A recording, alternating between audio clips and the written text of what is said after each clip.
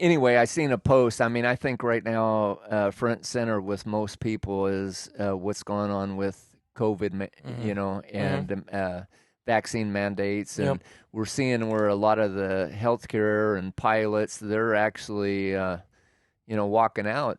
I really respect them. I was reading an article the other day about a lot of those men and women were former military people. Okay. Yeah, the pilots and so forth. And so I'm sure, yeah. I really appreciate that, because me personally, I believe it's about a choice. Right. And my choice is it's my body, right? Right. And speaking of that, for the longest time, have we heard about, women have said it's my body, my choice. Right. Whether they want to abort. The thing that's kind of always bothered me about that, way beyond the fact of what our belief is the fact that if I was driving down the road, God forbid, and I hit a vehicle that had a pregnant woman in it, and that baby passed away, I would be charged most likely with manslaughter. And so for her and the baby. Yeah, for her and the baby. And so the thing of it is, like, how can it be a baby when I hit him with the car? When you hit him with the car, and it's not a baby when they choose to abort it, and that's a whole nother subject. And we were going to talk about health, and I think so. And this is one of the posts from somebody that this is kind of like front center in my heart. My belief is, and this guy says, not a single government in the world has used the COVID crisis as an opportunity to massively educate their populations on how to live healthily. And I mean, really, stop and think about it. Like, all you got to do is Google what is the number one and number two killers in the United States. Every person, every family member that has been sick with the flu, whether you want to, call it COVID or just a regular flu, I feel for him. But, I didn't even realize until President Trump said 60 to 80,000 people die annually from the flu. Yeah. I've had a flu. Have you had a flu? Pretty much everybody many we know. Times over the years. Many times. And so that's been around a long time, but wouldn't you agree that it's a little bit political? Because all of a sudden the masks come out and they're trying to force vaccines on you that aren't really officially vaccines. So why, when it comes down to it, why isn't my body and my choice? Like, you know this, and it's like, for years have I harped on health way before all this stuff was going down. Yeah, years. About taking supplements, right? Because we're not getting it from the food, busy lifestyles, people eat out, junk food. Yeah, exactly. Fast food. And you know what? The thing of it is, it's like, I heard this saying one time. It says, a lot of people in the beginning, they give up their health to get their wealth. And then in the end, they give up their wealth to get back their health. So what if you could live, the Bible talks more about moderation, and I think that's pretty much in all things. I don't think it, even you as a weightlifter, you had a personal trainer. Yeah. Isn't there days that you can maybe cheat? Maybe something you just want to have, you eat a certain way, you meal prep, and you do all these things, but then at some time, maybe you just want to cheat. Today I'm going to cheat. Yeah. That goes on, right? Right. But that's not going to affect your body. I've did health seminars through the company I'm with for years and years, and understanding how the body, I'm not no doctor, but again, logic and common sense, and you can pretty much Google and study. There's so much information out there now, but it's a choice. And as a young person, how many times do you remember me ever saying you're free to choose, but you're not free to choose the consequences of your choice? Yeah. The Bible talks about sowing and reaping, right? Whatever you sow, you're going to reap, right? And so I don't believe that's just spiritually. I think that can be physically also, because as well as I do that, if there's another scripture that says death and life is in the power of the tongue, and they that love it shall eat the fruit thereof. So the bottom line is, if I was the kind of person that didn't guard my tongue and basically I call myself stupid all the time, or say bad things about other people, Right. I do believe that it will come back to you. Right. And so I don't believe that's a good thing to be doing. So I try to guard my mouth, and I haven't always been perfect, but you try to guard your mouth, And so if we was to talk a little bit about health, I believe that God made our body so incredibly, it has the ability to repair itself, put it that way. All the abuse, if somebody was a smoker, somebody was a drinker, and they chose to quit, I believe that the body can repair itself. However, I also know that, scars in life. Yeah. When I was a little kid, we went to a place. I grew up in Oregon, so we went to a place on a field trip, and it was called the Omni in Portland, Oregon. And it showed a picture of lungs. And it showed a picture, it wasn't a picture, it was real lungs from people that had smoke. And so in one spot, there was this lung that looked kind of pink, like looked clean. The next one was a little bit darker.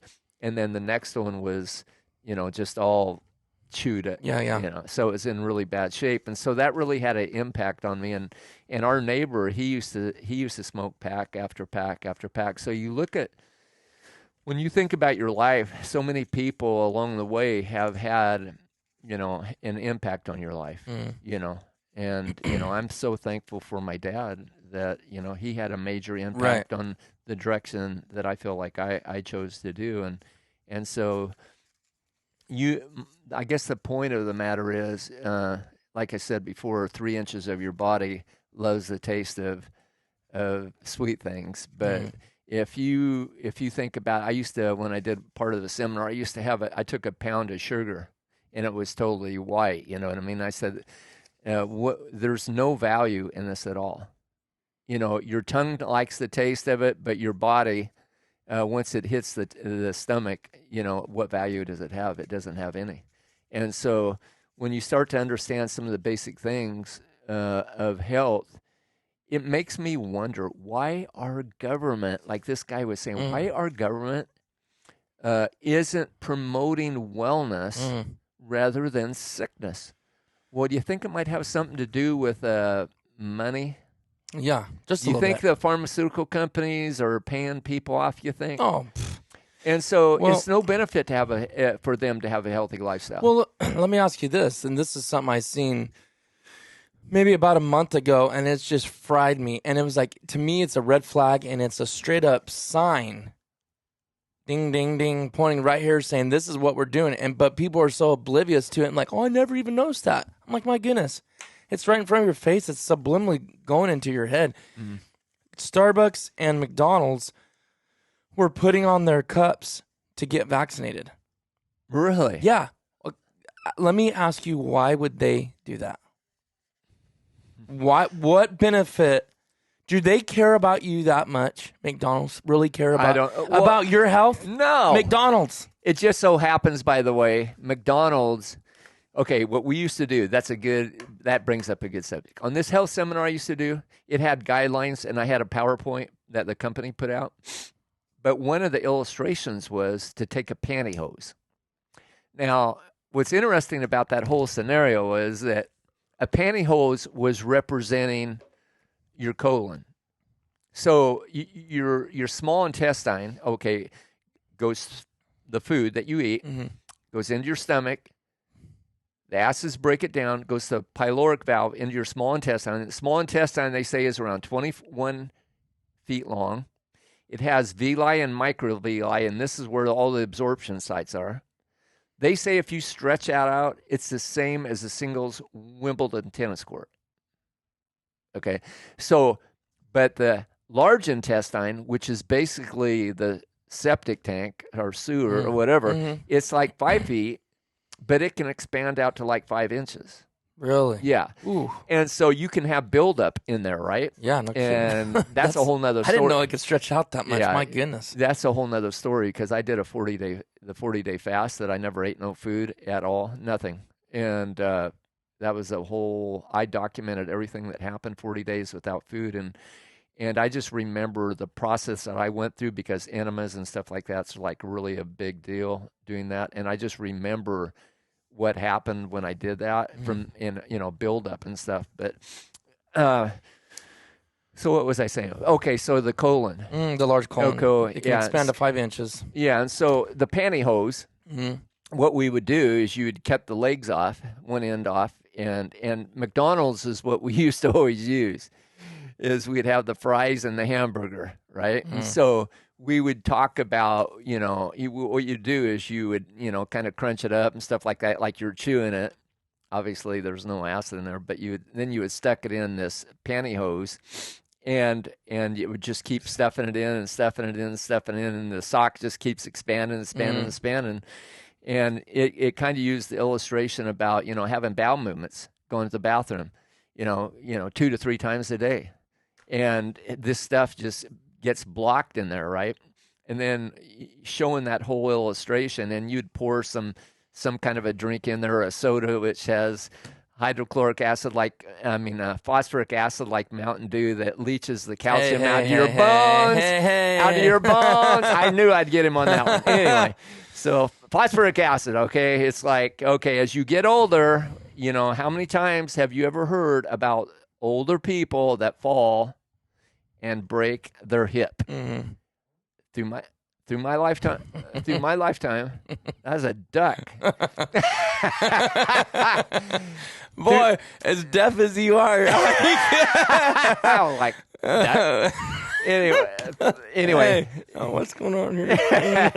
It's leaching the calcium out of your bones, and when these people would fall, they'd break their hip, and then I guess to recover, many people I've known over the years that have died shortly thereafter. That got all sidetracked. Sorry. After I just can't believe, of all things, you can't hear. My goodness. Oh, man. So phosphoric acid leaches all the calcium out of your bones. Out of your bones. Yeah. Break your hip, you basically ain't going home. Almost, it seems like people pass away.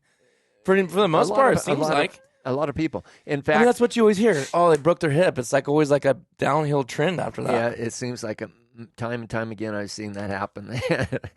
And anyway, so I got sidetracked. I'm trying to recover here. But anyway, and then the next thing we do, we have another body sock, and then what we do is we have fruit and all types of fruit and things like that, and we stuff it in there, and how it actually just goes right through. It doesn't build up, So eating fruits and vegetables and all that is a very important thing, And so what me and you talked about earlier, and this is something for years I've thought about. Okay, if you do your taxes, I've had a bookkeeper since 1979. So all I do is I give them all my information, and I do a long form, and they're the ones that figure everything out, all the write-offs. But your medical, your pharmaceuticals, if you can get tax write-offs for them as an expense, why can't? How can you get that for a write-off, though?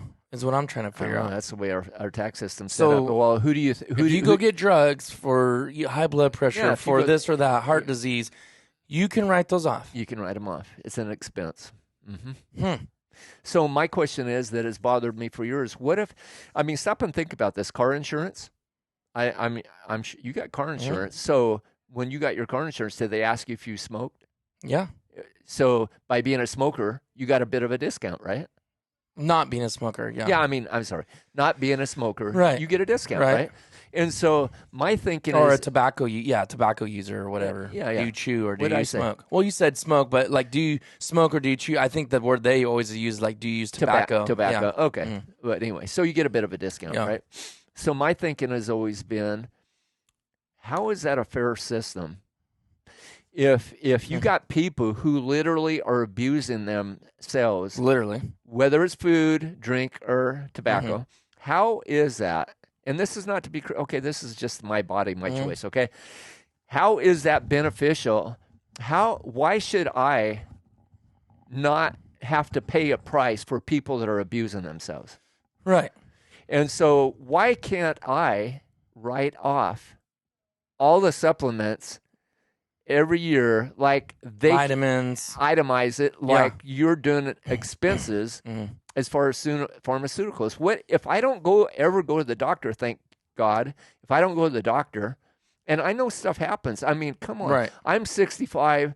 If you knew how many times I have abused my body physically, whether or it was accidentally. Accidentally, that's what I was basically talking about, through my business, working trusses, breaking fingers, playing sports, younger, car accidents, knocking out my teeth, that kind of thing. I mean, I got plenty of scars. I could go right through every part of my body, because it's almost like there's this, if you could just imagine links on a chain, it always seems like the weakest link in that chain is the one that's going to break. Every time. That goes on in my body as a 65-year-old. My knee, my basketball knee, I was on crutches. My summer softball league, I had a guy slide into me on second and snapped my ligament. I was on a cast for I forget how many months. And so that kind of thing, those things are scars. It's never the same. Right, ever. And so what I'm saying is, I think one of the things that should be on the forefront, if you Google what is the top 2 causes of death in the United States, it's not COVID, it's not the flu, it's heart disease, and it's cancer. Yep. How long has it been that way? It's been that way for as long as I can remember. When I was doing seminars, it was, I did the same thing. I Googled, and it was always the same.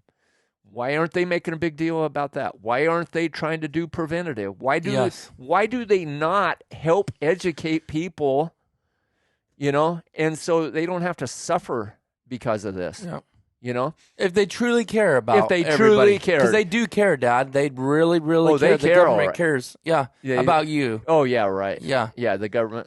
Yeah. Oh, yeah, they really They care so much, because they're putting it on McDonald's cups. Oh, yeah. And Starbucks. Yeah, they definitely care about it. You think maybe if you followed the money, we always talk about follow the money. Do you think it might have something to do with that? Do you think maybe, 100%. just maybe, all these big corporations that are trying to mandate the vaccine if you're going to work, do you think just maybe the present people we have in power right now are making the old call? Yep. And telling them, you better do such and such a thing if you want such and such a benefit. Yep. That's going on. Yeah, just like in the state and in the governors and stuff, and that's what proves how awesome those other governors are that are making a stand, because they're losing funding. They are. Yeah, they're totally losing funding, and not stinking Newsom's the biggest rear end kisser, and look at his family members.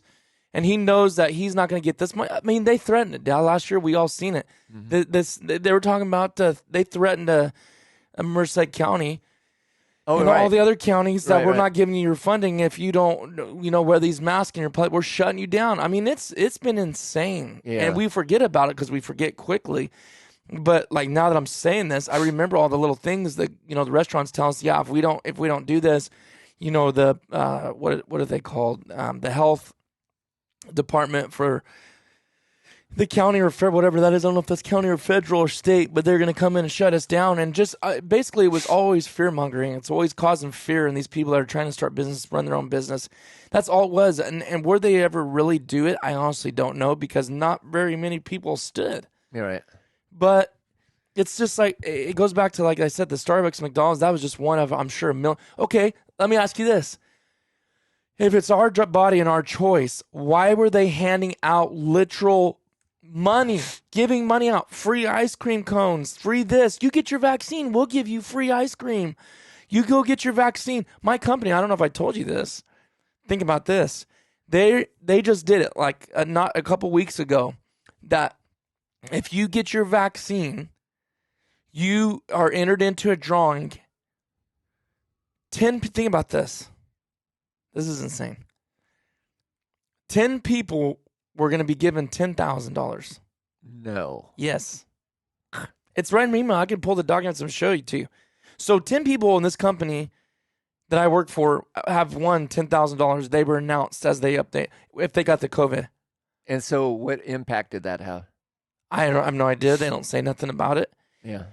But I'm like, and people are out talking about it. I'm like, you guys are seriously going to worry about money right now? Isn't that a sign to you? Like, pay attention. This is obvious. When have they ever paid you to go get the flu vaccine? When have they ever paid you to go down there and buy, like you said, vitamin D3 or multivitamins or minerals? Why are they're and let me tell you this. You think that company is coming that money out of their pocket? You're wrong. No. The government is giving them that money. They don't have money to do that. Yeah.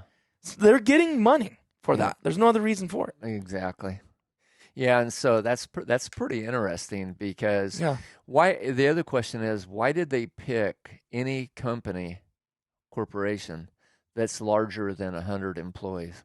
Mm. See, if you think about it, in this country has more small business owners. Well, I don't think it's going to stop there, though.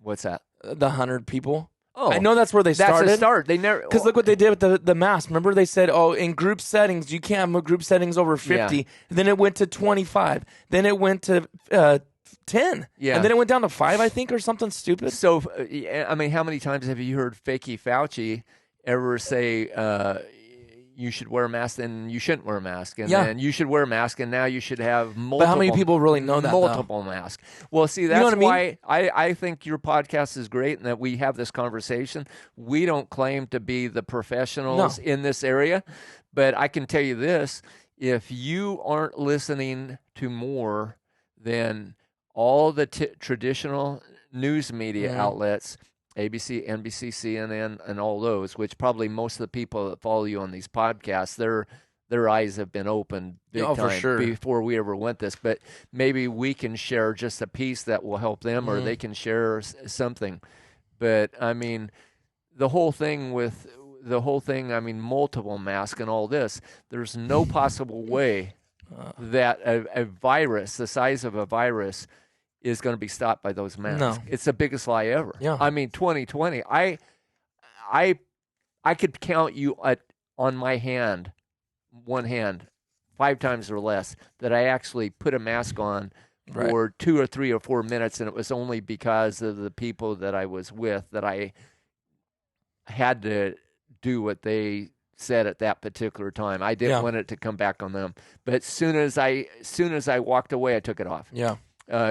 If a grocery store tried to do it and I absolutely had to have something in there, I put it on. As soon as I walk out, I take it off.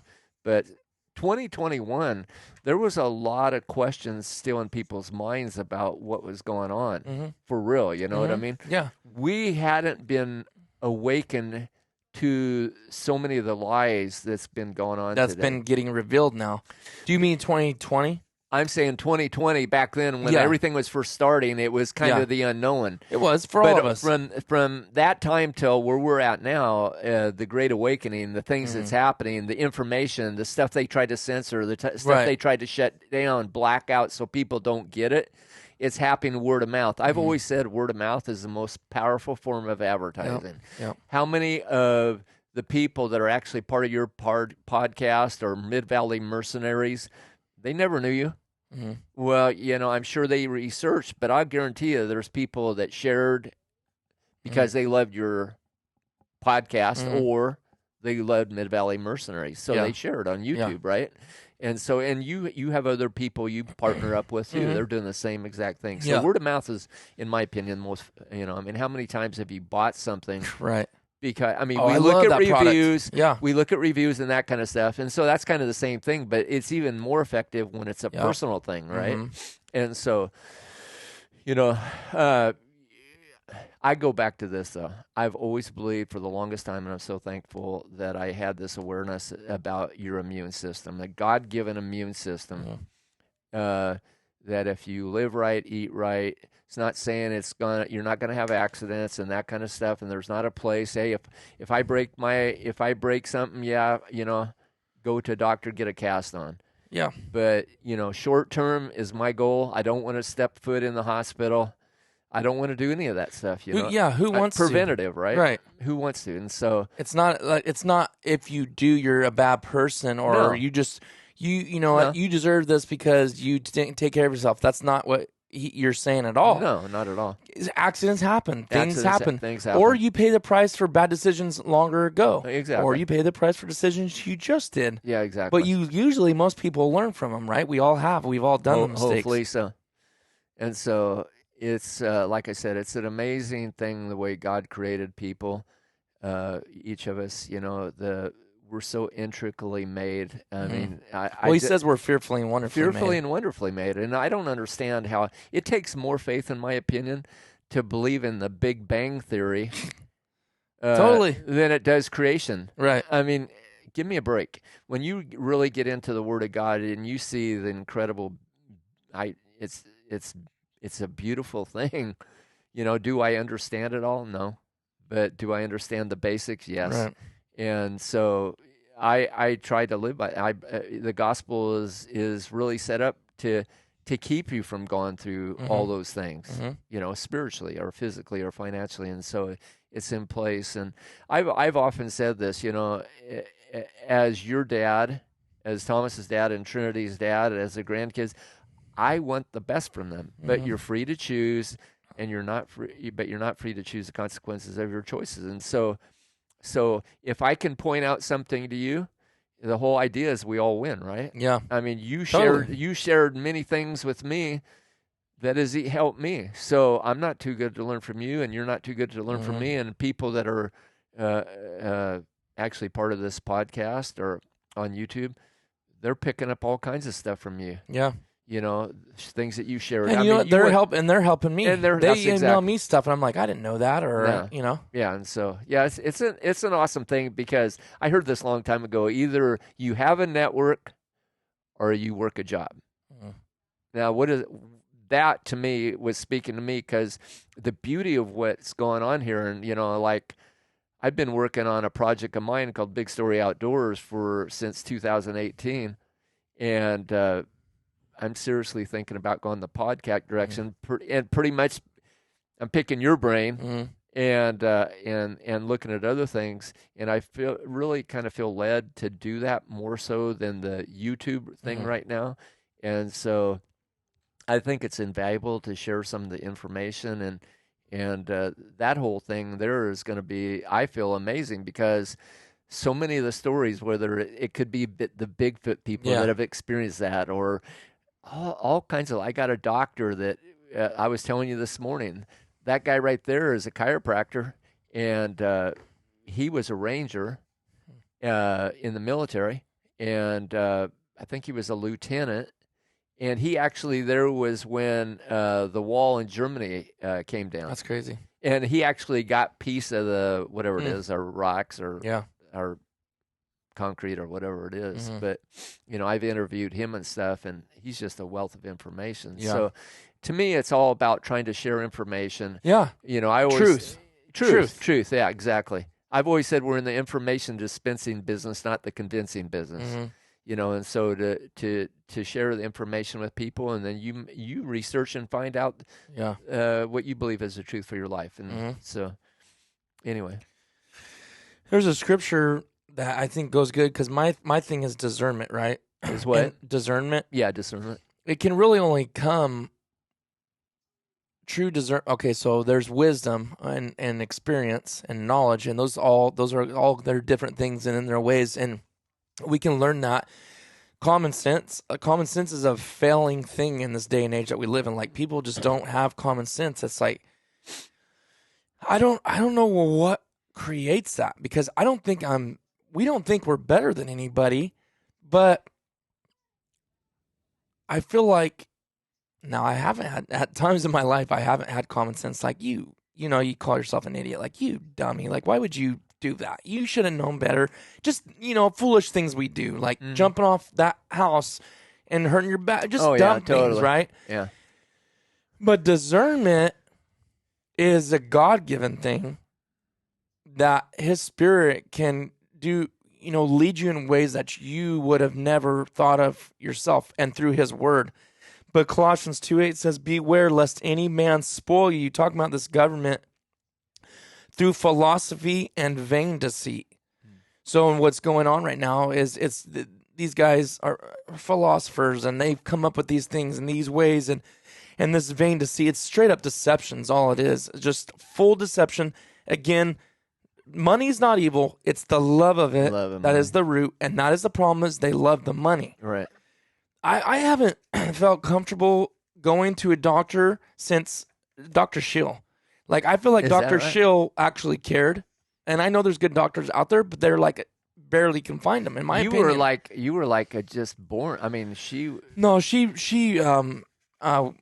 brought Tom. She was Thomas's doctor.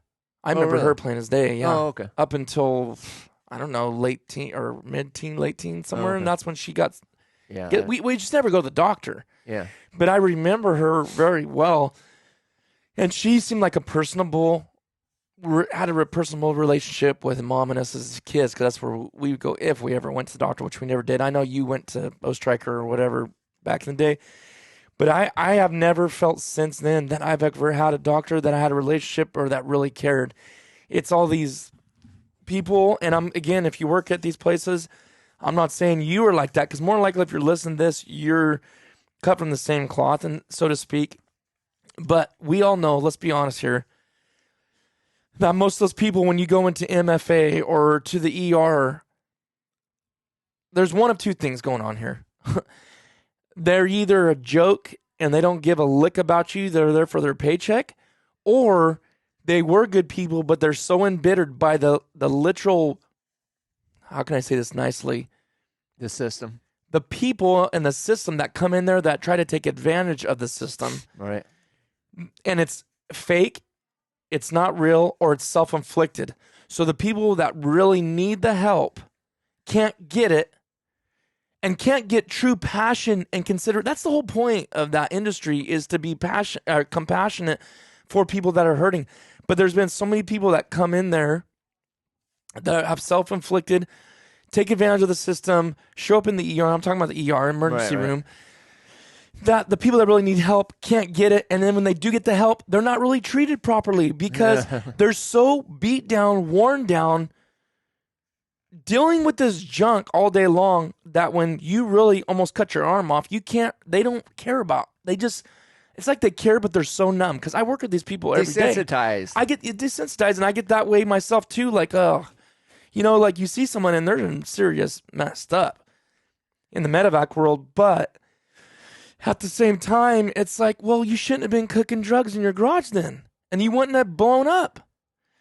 But then the next call, you'll get somebody that was T-boned by a drunk driver, and you have a little bit of compassion on them. And our people at where I work are very good, and they're very, some are a little less sensitive, but others are pretty sensitive to people and try to be nice and kind, stuff like that. But I told them the only reason you guys we get like this is because of all the abuse that people are putting themselves through or trying to take advantage of this. The government has created these monsters. That's what they do, because they're giving free money. And what do you think people are going to do? They're going to do the right thing. No, whoever does the right thing when it's free, right? Mm-hmm. You grew up teaching me, and I leave something out, and now I'm hearing you through me.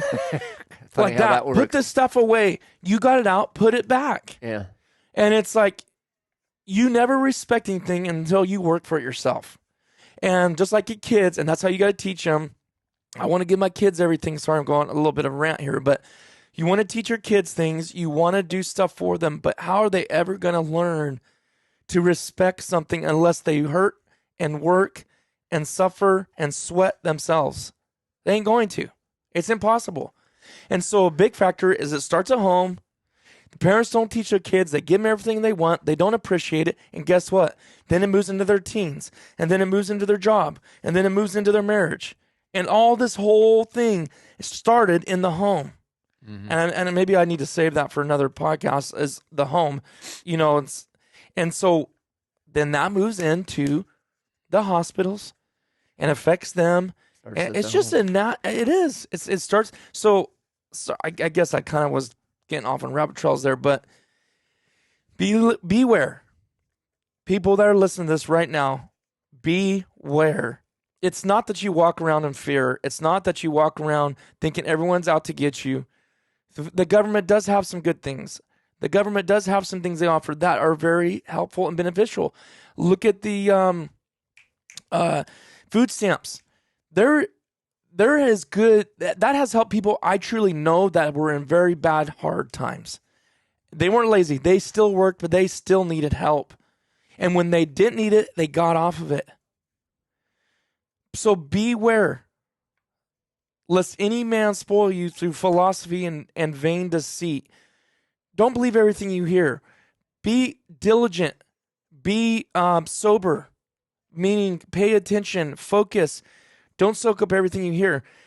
Through vain philosophy and vain deceit, after the tradition of men, after the rudiments of the world, and not after Christ. That's basically what he's saying is, you're taking, man's imperfect. I'm imperfect. Dad's imperfect. Exactly. You're imperfect. But you know what? We serve one who is perfect, without sin, without blemish.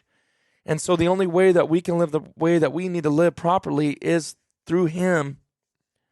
That's the only way. And even then we still fall and we make mistakes. But have some discernment. Discernment. I don't know. Think about this. This is a way to put it, because I think this kind of explains it also. Is in business, if you have this great idea, you have several systems that you need to put in place. Maybe you got a good food product or something, or maybe some other great idea, but you have to put these things in place. And the risk of starting your own business, the risk of failure is really high.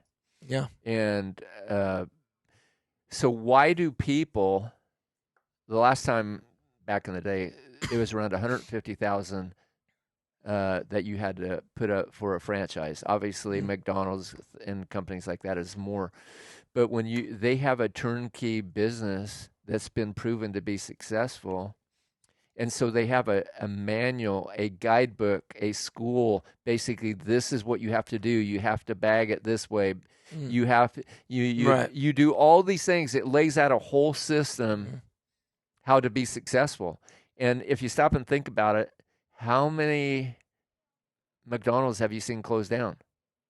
How many of the other franchises have you ever seen close down? They have a very high rate of success, right? Yeah. So what we've talked about in the past too is the Word of God, rather than thinking about it as a book of do's and don'ts. It's a guidebook for your success. And all the basic things that we talk about, how to be saved, how to be born again, all the things, even spiritually, financially, and physically, all those things are right there.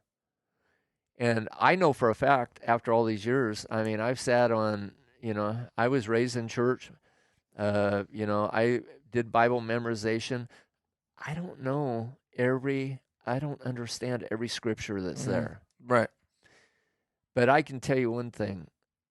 I know enough for me personally, because when I stand before God, I'm not going to answer I'm not going to be able to blame nobody else for what they did. I can't say so-and-so did this, and because of this, I'm standing before God and telling him, because it's going to be on me. Right? And so the guidebook for your success is the Word of God. And it's an amazing book. It's living, it says. Yeah. And so it's alive. And so you can study it. The Bible says, study to show yourself approved unto God, a workman that needeth not be ashamed, rightly dividing the word of truth. It is alive, and it becomes, and it can become part of you. And that's about the relationship, because the Bible says Jesus is the Word. In the beginning was the Word, and the Word was with God, and the Word was God. And so it isn't alive. And so just personally myself, the Bible says he'll give you the peace of God that passes all understanding. And so through this time, if I'm just thankful that I have that peace of God. And it passes all understanding, because if you look at the things that are all around you, the storm that's around you, I could see how people, like I've often thought, I looked at people, when I'm on my bike ride, I just met another homeless guy the other day. Now that I've been home for the last few weeks, and I met a guy named Rigo, and I love going out on that bike trail just because a lot of times I'll stop, and if I see a homeless person, I'll stop and talk to him because the ones I have met, amazing stories, amazing testimonies, amazing life experiences, things that I can learn. Do I want to be in that position? No. But can I maybe make a difference in their life, encourage them? Because I've often thought, man, what if I was in their place and I'm standing there? Have you ever noticed, have you ever watched people, how they typically don't even look at the person? Like the person could be right by the store. Right by a store, you're going to walk in. And I've sat in my vehicle before, and I watch people go in and out of that store, and it's almost like they're avoiding eye contact. I tell you right now, I've seen some of the most amazing, I've had some of the most amazing spiritual experiences when I've actually stopped, asked their name, looked in their eye, and just started a conversation up with them. Yeah. Because if you stop and think about it, these people they have feelings. They got to feel like people don't care. Yeah. I mean, look at the whole story of the Good Samaritan. Even the religious people walked right by him, you know, and the Good Samaritan actually helped them. To me, if I was that person that was standing there, because you're already carrying a load, you're already feeling down and out, most likely, but you have nobody to care. Yeah, you know. I'll close with this. This is the most amazing story. When I first went to Arizona to check out the zone that I want to get drawn for, and I've got like 6 points, I think, now. But it just so happened that a local pastor, his nephew, when I took Lady, not Lady, was it Lady or Katie? Katie. When I took Katie, my black lab. Yeah. Rocky's mother. Okay. Yeah, and so me and Mom was going to camp at the Unit 9 for, you know, just to scope it out. But we the first night we got there, we stayed in a hotel. The next day I got up to take her to the bathroom, and we were walking out, and what happened is I seen a guy over there that was a homeless guy. This was right out kind of in the wooded area. And Katie went over there, and me and him started a conversation. It was, his last name was Hubbard. He was the nephew of the man the pastor that was the pastor of 59 for years. Wow. Yeah. And so we talked about the Lord. He had been drinking. You know, it's amazing how God will, you just know. He's reaching for him. Yeah. Yeah, he's reaching for him. It's just amazing, his love, yeah. So anyhow, but that's powerful. Yeah, it was. It was the most amazing thing. You got company? I don't know. I don't recognize that at all. That's the only thing bad about being in a cul-de-sac is you get some weird people turn around thinking it's a through street, I guess. But so yeah, we could go on and on that kind of thing. But. Yeah. Alrighty. Well, another one down. Another one. We'll see you guys in the next one.